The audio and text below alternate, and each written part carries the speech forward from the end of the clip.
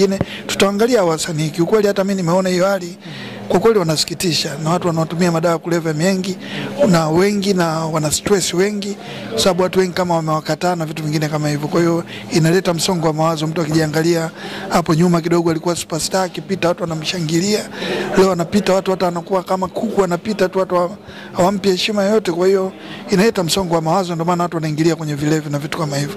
Kwa hiyo awareness pia tunataka tuifikishe huko, lakini baadaye, baada ya muda, baada ya kumalizana na haya magonjwa, kwanza tuamshe jamii yetu kuhusu magonjwa yasiyoambukiza, baadaye tutaamua kuingia kwenye vitu vingine kama hivyo. Unaunga mkono swala la wakongwe baadhi kunyimwa maiki na waandishi? Siungi mkono, lakini ukweli ni kwamba nyie waandishi pia mnatakiwa muwafuate watu wakiwa wazima. Unajua, unaangalia mtu kwamba ana hali mbaya ni kama unamdhalilisha. Kwa hiyo nadhani kina Madina Roma walikuwa na maanisha kwamba mwanyime maiki kwa sababu mnaonekana kama mnawadhalilisha hivi. Sababu mtu anaongea vitu havieleweki na unajua kabisa labda afya yake akili haijakaa vizuri, unategemea ataongea nini? Akikupiga kabali itakuwaje mzee? Itakuwa kitu kingine kabisa, na itakutengeneza story juu ya story na vitu vingine kama hivyo. Kwa badala ya kupata msaada anaweza kawa kadhalilika na vitu vingine kama hivyo. Kwa hiyo nitoe wito tu kwa watangazaji pia wanaangalia watu wa kuwahoji na kuangalia mtu gani yuko gani. Kama mtu anaona ana shida, basi aangalie jinsi ya kufanya harambee, tumchangie ili kuweza kumtibia kuliko kwenda kumhoji kana kwamba uelewi kama mtu ana matatizo yake ya afya ya akili na vitu vingine kama hivyo. Lakini una mpango wa kuingia huko kule kuwasaidia? Na mpango huo, foundation yetu ni kwa ajili ya jamii, na nikwambia tangu mwaka 2009 nilianzisha ili kurudisha kwa watu wenye uhitaji. Hawa wasanii pia wanahitaji msaada wetu, kwa hiyo tutawafikia muda utakapofika.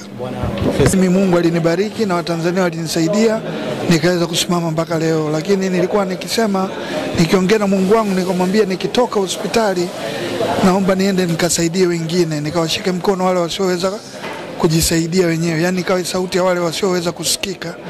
Mimi rais alinisaidia kunitibia, lakini sio kila mtu rais anamsikia na vitu vingine kama hivyo, sababu haya magonjwa ni gharama kubwa na vitu vingine kama hivyo. Kwa nikasema nitaanzisha taasisi ambayo itakuwa inawasaidia Watanzania kuweza kutibia haya magonjwa, lakini imeonekana kutibu ni ngumu sababu ni gharama kubwa na sisi hatuna hizo pesa. Kwa hiyo sasa hivi tumeona kwamba njia rahisi ni kujitahidi kuambia watu waweze kuepuka kupata ya magonjwa na kuanzisha utaratibu wa kufanya check-up za afya zao ili waweze kujijua status zao zikoje, ili hata kama magonjwa ndio yameanza kuwanyemelea, kwa sababu magonjwa hayana dalili. Kwa hiyo watu wakianza kujua katika stage ya mwanzo inakuwa rahisi kupona kuliko magonjwa yakiwa yamefika kwenye critical condition, ile hali ambayo inakuwa mtu hawezi kupona tena na vitu vingine kama hivyo. Toka ulivyoianzisha Professor Jay Foundation, labda mpaka sasa hivi mafanikio yanaonekana ama vipi? Mafanikio ni makubwa. Sasa hivi tumewafikia watu karibu 1000, lakini mpaka sasa tumeandikisha watu 1600. Sasa na ili kuweza kuwatibia watu kufanya dialysis tu ambayo tulikuwa tunafanya mwanzo, tunatakiwa tuwe na bilioni 10, kitu ambacho sio rahisi kwa taasisi. Bilioni 10. Kwa hiyo sio rahisi kwa taasisi zinazoanza kama Professor Jay Foundation kuweza kupata hizo fedha, na wadau wamekuwa wazito sana kwenye magonjwa yasiyoweza kuambukizwa. Umemsikia Gladys Malisa anasema magonjwa yanayoambukiza yanakuwa weird sana kuliko magonjwa yasiyoambukiza. Watu wengi hawaweki hela kwenye magonjwa yasiyoambukiza, kwa hiyo watu wanakuwa maskini, watu wanafilisika na watu wengi wanakufa. Kwa hiyo tukaona tumie nguvu nyingi kutoa elimu, na hii tumeanzisha hii leo ni mwanzo tu, lakini nia yetu ni kufika mikoa yote ya Tanzania kwenda kuwafuata wagonjwa walipo, maana tunatibia wagonjwa kutoka maeneo mbalimbali ya nchi yetu. Kwa hiyo hii ni mwanzo, lakini tutaanza kwenda Arusha, Mwanza, Dodoma, Morogoro na maeneo mengine huko kwa ajili ya kuwasaidia Watanzania wenzetu. Unafahamu kwamba Profesa, hili wazo la foundation uliwaza baada ya wewe kuumwa au tangu hujaumwa uliwaza kwamba kuna siku utakuja kuanzisha kitu kama hichi? Mimi nilianzisha foundation tangu mwaka 2009. Na hiyo nilikuwa ni kwamba nimeanzisha foundation na give back kwenye society, kurudisha kwenye jamii, maana Watanzania wamekuwa wakinisupport siku zote za maisha yangu. Tangu naitwa Nigga Jay mpaka Professor Jay wamekuwa karibu na mimi, wananisupport na vitu kama hivyo. Kwa hiyo nilianzisha foundation kwa ajili tu ya kurudisha kwenye jamii, kwenye watu wenye uhitaji kabla sijaumwa. Kwa hiyo foundation tulianzisha mwaka 2009 kabla hata sijawa mbunge. Lakini uongozi uliokuwepo ulikuwa unalegelege, kwa hiyo kama imefifia hiyo.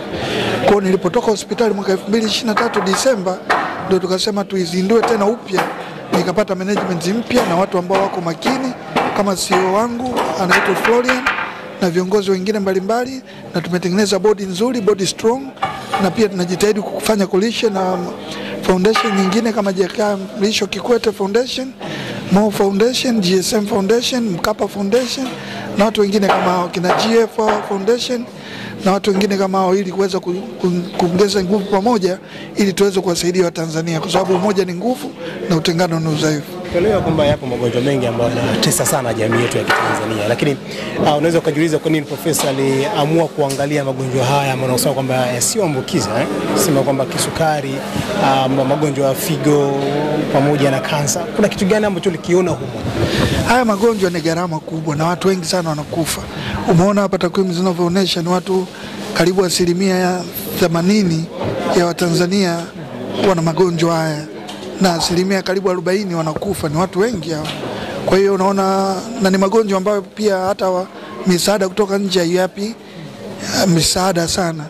Kuhusu malaria, kuhusu ukimwi, kila mtu anaongelea ukimwi, malaria na vitu vingine kama hivyo.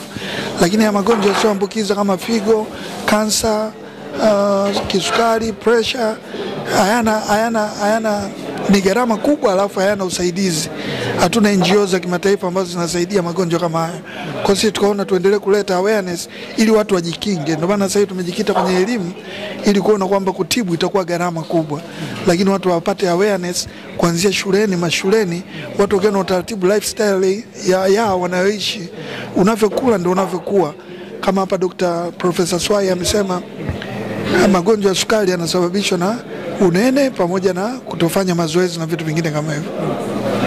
Kwa hiyo mambo tukiwafundisha watoto wakiwa wadogo wakakuwa nayo ikawa kwenye mental zao, maana yake inakuwa rahisi zao kujikinga kuliko kuja kutibu baadaye. Kwa hiyo sisi tukaona kwamba tuweke mguu hapo hapo ili tuweze kuwasaidia, kwa sababu haya magonjwa mimi nimeumwa na najua gharama zake zilivyokuwa kubwa, zimenifilisi kabisa kwa sababu ya kujitibia na mambo kama haya. Yeah. Raino mdogo wako akisema kwamba kuna kipindi hadi mali zako mwenyewe zilikuwa unauza. Kabla kujitibia. Hali ilikuwa mbaya sana kwa kweli. Hali ilikuwa mbaya na gharama zake ni kubwa sana. Dialysis tu session moja ni 100,000, 300,000 na unafanya mara 3 kwa wiki, maana yake 900,000. Sasa ukiwa mama ntilia au dereva bodaboda, hizo 900,000 huwezi kumudu. Na kila mwezi maana yake 1,200,000 na 200,000 na vitu kama hivyo. Kwa hiyo inakuwa ni hela nyingi sana kwa Mtanzania wa kawaida kwa kweli. Ndio maana nikaona nawashike mkono na kuleta awareness ili watu wajikinge. Na utaratibu wake ukiwahi mapema ukapima, nikiwa na utaratibu wa kupima na kucheki afya yako mara kwa mara, unaweza ukaikuta unayo, lakini iko katika hali ya mwanzo ambayo utapewa vidonge tu utapona. Lakini ikiwa kwenye stage 4 au 5 inakuwa hali mbaya sana na wengi wanapoteza maisha. Tunaelewa kwamba Professor Jay mmoja kati ya msanii ambaye ni kipenzi cha Watanzania, au kizungumzia wasanii wa hip hop wa muda mrefu ambao ni kipenzi cha Watanzania, haijalishi ni wewe ni wa muda gani, wa muda gani upo. Sasa hivi kuna kitu ambacho kinaonekana kinawagusa wasanii wengi wa Kongo wa zamani. Umeona baadhi ya wasanii ambao wanaojiwa wakiwa katika wanaonekana kwa kabisa katika matumizi ya madawa ya kulevya, wengine wakiwa katika nazungumzia na pombe pamoja na unga hapo ndani. Hata bangi pia zinaingia hapo ndani. Kwa nini profesa hakufikiria labda katika hii foundation au uingizie na hao matatizo ambayo wanapitia wasanii wenzako wa muda mrefu wa kitambo ambao tunaona video zao zinatembea mitandaoni? Tumeona hata juzi Roma pamoja na Madi walikuwa wanamzungumzia mchezaji kama Chifu pamoja na Jose Mtambo ambao walifanya vizuri kipindi hicho, kwamba wanyimwe mic. Lakini kuna wengine wanakuambia kwamba wakinyimwa mic watu wataelewa vipi matatizo yao. Sasa profesa, huwezi kuangalia huko kupitia Professor Jay Foundation, kuangalia na wasanii wenzako wa zamani watafutia namna ya kupata msaada? Kipaumbele chetu cha kwanza ni afya. Kwa hiyo afya ya akili na vitu vingine kama hivyo vitakuja baadaye, lakini cha kwanza haya magonjwa yasiyoambukiza ni magonjwa ambayo yanaua sana watu wengi, majority, na wengi ni maskini na vitu vingine kama hivyo. Na ugonjwa uchagui maskini wala tajiri. Kwa hiyo tumejielekeza kwanza huko, lakini bado tunataka tufanye vitu vingi.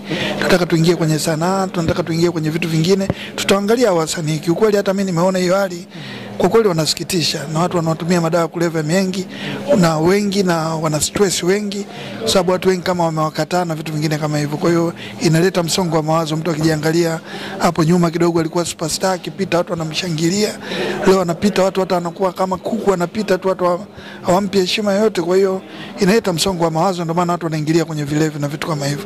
Kwa hiyo awareness pia tunataka tuifikishe huko, lakini baadaye, baada ya muda, baada ya kumalizana haya magonjwa, kwanza tuamshe jamii yetu kuhusu magonjwa yasiyoambukiza, baadaye tutaamua kuingia kwenye vitu vingine kama hivyo. Unaunga mkono swala la wakongwe baadhi kunyimwa maiki na waandishi? Siungi mkono, lakini ukweli ni kwamba nyie waandishi pia mnatakiwa muwafuate watu wakiwa wazima. Unajua, unaangalia mtu kwamba ana hali mbaya ni kama unamdhalilisha. Kwa hiyo nadhani kina Madini na Roma walikuwa na maanisha kwamba mwanyime maiki kwa sababu mnaonekana kama mnawadhalilisha hivi. Sababu mtu anaongea vitu havieleweki na unajua kabisa labda afya yake akili haijakaa vizuri, unategemea ataongea nini? Akikupiga kabari itakuwaje mzee? Itakuwa kitu kingine kabisa. Na itakutengeneza story juu ya story na vitu vingine kama hivyo. Kwa badala kupata msaada anaweza kawa kadhalilika na vitu vingine kama hivyo. Kwa hiyo nitoe wito tu kwa watangazaji pia wanaangalia watu wa kuwahoji na kuangalia mtu gani yuko gani. Kama mtu anaona ana shida basi aangalie jinsi ya kufanya harambee, tumchangie ili kuweza kumtibia kuliko kwenda kumhoji kana kwamba uelewi kama mtu ana matatizo yake ya afya ya akili na vitu vingine kama hivyo. Lakini una mpango wa kuingia huko kuna kuwasaidia? Na mpango foundation yetu ni kwa ajili ya jamii, na nikwambia tangu mwaka 2009 nilianzisha ili kurudisha kwa watu wenye uhitaji. Hawa wasanii pia wanahitaji msaada wetu, kwa hiyo tutawafikia muda utakapofika. Bwana Profesa, shukrani sana. Asante sana, Mungu awabariki sana. Asante.